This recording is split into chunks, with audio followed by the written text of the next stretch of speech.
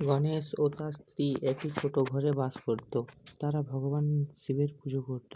গণেশ যেটুকু উপার্জন করত সেটা দিয়ে তাদের দিন কেটে যেত।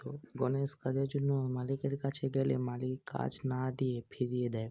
ফেরার পথে এক বৃদ্ধ বাবা তাকে ডাকে এবং বলে, যদি তুমি আমার জন্য হরিদ্বার থেকে জল এনে দাও তাহলে তোমাকে 50,000 টাকা দেব। এবং গণেশকে সে কিছু অগ্রিম টাকা দেয়। গণেশ আনন্দের সঙ্গে জল আনার জন্য চলে যায় এবং জল নিয়ে ফেরার সাথে এক বয়স্ক লোক তাকে জল চায়। গণেশ সেই জলই তাকে পান করার জন্য দেয় এবং বৃদ্ধ বাবা তাকে একটি পুঁটলি দেয় এবং বলে, তুমি এই পুঁটলি বাড়িতে গিয়ে খুলবে।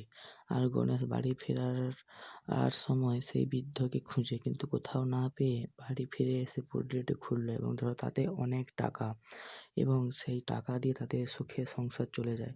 ভিডিওটি ভালো লাগলে লাইক